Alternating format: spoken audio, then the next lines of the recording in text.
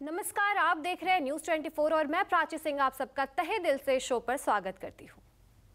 तो आज हम बात करेंगे समाज के एक ऐसे सच के बारे में जिससे वाकिफ तो हम सब हैं, लेकिन इसके बारे में बात कोई नहीं करता। हम एक ऐसे देश में रहते हैं जहाँ एक तरफ तो देवी की पूजा की जाती है, वहीं दूसरी तरफ उसे इस दुनिया में आने से पहले ही खत्म कर दिया जाता है। तो मैं बात कर रही हूँ कन्या भ्रूण हत्या यानी फीमेल फेटिसाइड की। तो आज हमारे साथ इस मुद्दे पर बातचीत करने के लिए मौजूद हैं सौम्या ग्रोवर जी। तो मैं आपको बता दूं, सौम्या जी काफ़ी समय से एज अ प्रोफेसर काम कर रही हैं। वो एक ऑथर भी है और उनके बुक का नाम है टेक केयर, जिसमें उन्होंने मेंटल हेल्थ के बारे में बताया है और साथ ही साथ वो एक सोशल वर्कर भी है। तो सौम्या जी, आपका बहुत बहुत स्वागत है हमारे शो पर। Thank you so much for having me here. तो मैम, आज हम एक बहुत ही सेंसिटिव मुद्दे पर बात करने जा रहे हैं, फीमेल फेटिसाइड जी।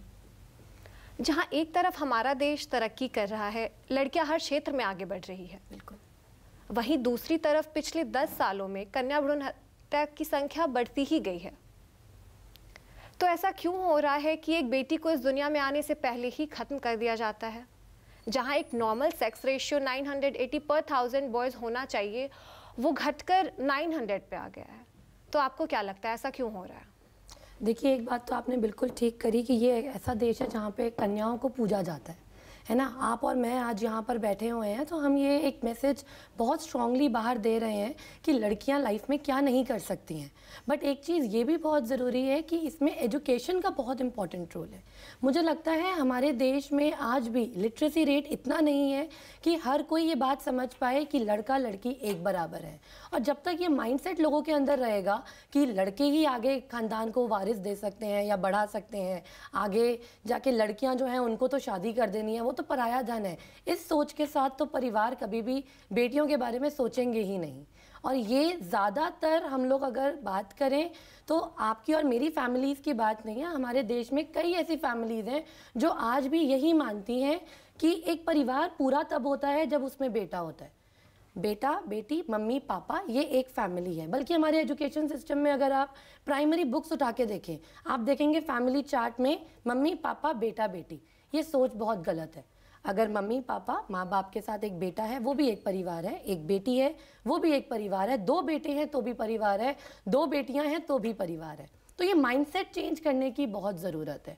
और मुझे लगता है यही एक बहुत बड़ा कारण है कि फीमेल इन्फेंटिसाइड का रेट इतना ज़्यादा अब बढ़ गया है इंडिया में खासकर। तो मैम, जैसा आपने बोला, आपने लिटरेसी रेट की बात की, तो आपका एक्सपीरियंस क्या कहता है, ये किन वर्ग के लोगों में या किन शहरों में ज़्यादा देखा जा रहा है? आपको बहुत शौक लगेगा ये बात सुन के, क्योंकि हमें लगता है कि ग्रामीण हमारा जो सेक्टर है, जो हमारा रूरल इंडिया है, वहाँ पर शायद फीमेल फेटिसाइड के केसेस ज़्यादा हैं। बट ऐसा नहीं है। हमारा जो अर्बन एरिया है वहाँ पर फीमेल फेटिसाइड के रेट ज़्यादा हैं, जहाँ पर हम लोग कहते हैं पढ़े लिखे लोग हैं, आपके और मेरे जैसे लोग जो 12वीं कर चुके हैं, ग्रेजुएट हैं, मास्टर्स कर रहे हैं, वो लोग जब फैमिली प्लान करते हैं तो शायद एक माइंडसेट है उनका भी कि एक बेटा तो परिवार में होना ही चाहिए। और इसी वजह से ये सेक्स डिटर्मिनेशन के जो केसेस हमारे सामने आते हैं, हमारे पास जितनी भी लैब्स हैं, हमारे पास जितने भी हॉस्पिटल्स हैं जहाँ पर सेक्स डिटर्मिन किया जाता है, तो वहाँ पर ये एक मिथ है कि बेटा अगर रहेगा तो ही वो परिवार को आगे बढ़ा पाएगा। और इसी वजह से जो पढ़े लिखे लोग हैं वो इस चीज़ पे ज़्यादा फोकस करते हैं कि परिवार में बेटा तो होना ही चाहिए। तो जो ये कन्या भ्रूण हत्या जैसा जघन्य अपराध हमारे समाज में हो रहा है, हम इसके लिए केवल उस परिवार को तो जिम्मेदार नहीं ठहरा सकते, बल्कि जो डॉक्टर्स हैं, नर्सेज हैं, मेडिकल स्टाफ्स है, वो भी बराबर से रिस्पॉन्सिबल है इसके लिए। बिल्कुल। हालांकि हमारी सरकार ने कई सारे ऐसे इनिशिएटिव्स लिए हैं जहां पर आपको पता ही है कि इलीगल है सेक्स डिटरमाइन कराना बच्चे का, बट फिर भी पैसों के लालच में कई ऐसी लैब्स हैं, ऐसे डॉक्टर्स हैं, ऐसे नर्सेज हैं जो ये काम कर रहे हैं। और जो कि सिर्फ मुझे लगता है सरकार को सिर्फ लॉ बना के छोड़ नहीं देना चाहिए, स्ट्रिक्ट एक्शन लेना चाहिए, मीडिया का यूज़ करना चाहिए। ऐसे केसेस में क्या पनिशेबल ऑफेंस है वो एग्जाम्पल लोगों के आगे रखना चाहिए कि किसी ने ऐसा किया तो उसके साथ क्या हुआ, ताकि लोगों के बीच में ये एक मैसेज जाए मीडिया की हेल्प से कि ये एक्चुअली एक ऑफेंस है। और ये लोग बिल्कुल इसके भागीदारी हैं। अगर डॉक्टर नर्सेज अपने पेशे को सिंसियरली करेंगे और बिल्कुल अगेंस्ट रहेंगे कि हमें सेक्स डिटरमाइन करना ही नहीं है, हमें अलाउड ही नहीं है, तो मुझे लगता है ये रेट काफ़ी कम हो जाएगा। जैसा कि आपने लॉ के बारे में बोला मैम, 1994 में ये लॉ बना कि सेक्स डिटर्मिनेशन जिसमें इलीगल बताया गया, जी। उसके बाद भी जो लड़कियों की संख्या है वो लगातार घटती जा रही है। इसके लिए मैं फीमेल इन्फेंटिसाइड को अकेले को नहीं एक रीज़न बोलूँगी। आप देखिए क्राइम रेट कितना ज़्यादा बढ़ गया है हमारे देश में, और कहीं ना कहीं क्राइम में मैं ये बिल्कुल नहीं कह रही हूँ कि क्राइम सिर्फ लड़कियों के साथ होता है या सिर्फ लड़कों के साथ होता है। हमने कई बार ऐसी रिपोर्ट्स देखी हैं जिनमें लड़कियों के साथ, चाहे वो रेप केसेस हैं, चाहे वो डाउरी के चक्कर में उनके साथ अत्याचार किए जा रहे हैं, सुसाइडल केसेस जो हैं वो औरतों में बढ़ जाते हैं। तो जब हम बात कर रहे हैं कि रेशो अगर कम हो रहा है, उसका सिर्फ रीज़न फीमेल इन्फेंटिसाइड नहीं है, उसका रीज़न ये सारी चीज़ें भी हैं जो मिलके हमारे देश में ये एक रेशो लेकर आ रही हैं कि देश की लड़कियां जो हैं वो कम हो रही हैं।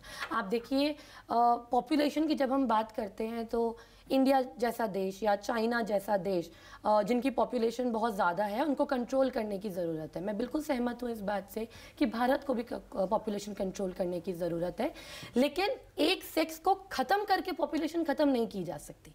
हम ये नहीं कर सकते कि फीमेल फिटिसाइड या फीमेल के साथ इतना सेफ्टी को लेके या उनकी सिक्योरिटी को लेके फीमेल रेशो इतना कम हो जाए कि इस सोसाइटी में सिर्फ मेन ही रह जाए, तो वो भी एक सोसाइटी में डिस्क्रिमिनेशन ही रहेगा।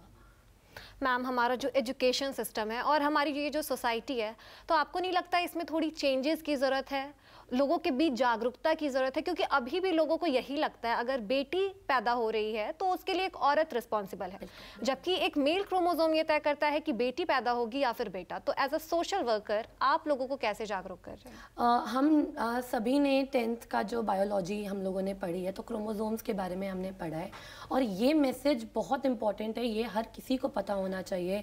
एक स्त्री के अंदर, एक लेडी के अंदर 2 क्रोमोसोम्स होते हैं, जो क्रोमोसोम्स के पेयर होते हैं, जिसमें 6 क्रोमोसोम्स आपके XX होते हैं और एक मेल के अंदर XY होते हैं। जब हम लोग फैमिली प्लानिंग की बात करते हैं तो XX क्रोमोसोम जब मिलते हैं तब लड़की होती है, तो वो फादर का X क्रोमोसोम मदर के X क्रोमोसोम से मिलता है तो वो एक बेटी होती है। फादर का Y क्रोमोसोम मदर के X क्रोमोसोम से मिलता है तो वो एक बेटा होता है। तो ये जो एक मिथ है, ये जो एजुकेशन की बात लोगों को पता ही नहीं है, नॉलेज की बात लोगों को पता ही नहीं है, वो ये है कि XY डिसाइड करते हैं, हमारे क्रोमोसोम डिसाइड करते हैं कि होने वाला बच्चा लड़का होगा या लड़की। तो यहीं पर हमारी एजुकेशन सिस्टम में एक थोड़ा सा लूप होल है कि हम लोगों ने अगर 10th तक भी ये चैप्टर डाला हुआ है तो शायद प्राइमरी एजुकेशन में ही ये चीज़ें ऐड ऑन कर देनी चाहिए कि ताकि अगर हमारा जो ग्रामीण सेक्टर है जो शायद 10वीं 12वीं नहीं भी करता है तो उनको बचपन में ही शायद 5वीं 6ठी क्लास में ही ये कॉन्सेप्ट क्लियर हो जाए कि बच्चा एक्चुअली उसका सेक्स डिटरमाइन किया कैसे जाता है। तो ये अगर मिथ ख़त्म हो जाएगा तो मुझे लगता है कि हमारे इस रेट पे, हमारे इस रेशो पे बहुत ज़्यादा इम्पैक्ट पड़ेगा। और रही बात आप जैसे कन्याओं की बात कर रही हैं, मुझे लगता है कि फैमिली में सिर्फ आदमी नहीं, औरतें भी शायद इस चीज़ के लिए क्योंकि मैंने कई बार ऐसे केसेस सुने हैं कि फैमिली में जो दादी हैं वो चाहती हैं उनका पोता हो, है ना, मतलब वो बहू से एक्सपेक्ट करती हैं कि खानदान का पोता आएगा तो वारिस होगा। किसी की डेथ के बाद आज भी अगर अग्नि दी जाती है पिता की डेथ के बाद तो वो आज भी बेटा ही देता है। तो ये जो ऐसे रिचुअल्स बने हुए हैं ये सब चेंज करने की ज़रूरत है। मैं किसी के धर्म के बारे में कुछ नहीं बोलती, हमारा हिंदू धर्म बना हुआ है और बहुत पुरानों से ये रीतियाँ चलती आ रही हैं, बट अब समय के हिसाब से ये सब बदलाव की बहुत ज़रूरत है। एक ऐसी फैमिली, मेरी खुद की एक बेटी है, तो क्या मेरे मरने के बाद मेरा कोई अंतिम संस्कार नहीं करेगा?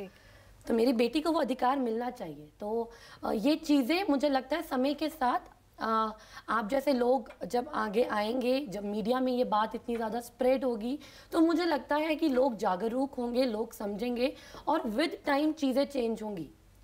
इंडिया में जहाँ पल्ला सिस्टम इतना ज़्यादा फेमस था, आज कोई नहीं करता है, पल्ला नहीं रखता है, तो ये चीज़ें भी समय के साथ मुझे लगता है बदलेंगी। तो हम आपके राय से बिल्कुल सहमत हैं और ये बहुत ही ज़रूरी है कि अब हम इस मुद्दे पर खुलकर बात कर सकें। तो सौम्या जी, आपका बहुत बहुत शुक्रिया हमारे साथ जुड़ने के लिए।